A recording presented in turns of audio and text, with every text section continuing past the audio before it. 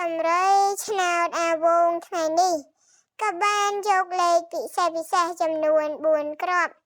យកមកធ្វើការហាក់អាវងចែកលេខជូនទៅកាន់ពុកម៉ែបងប្អូនទាំងអស់គ្នាប៉ុន្តែមុននឹងចូលទៅកាន់នៅវីដេអូសូមពុកម៉ែបងប្អូនកុំភ្លេចជួយ like subscribe ផងដើម្បីទទួលបានរាល់តម្រុយឆ្នោតអាវងថ្មីចែកលេខ free ជូនទៅកាន់ពុកម៉ែបងប្អូនអាវងចែកលេខ87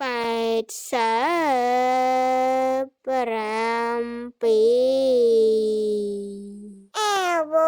ងចែកលេខអាវងចែកលេខ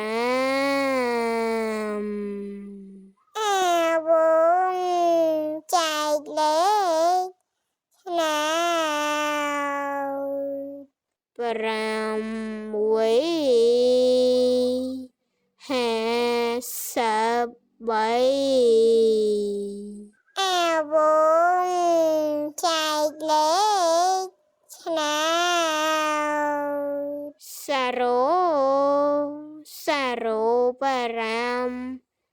05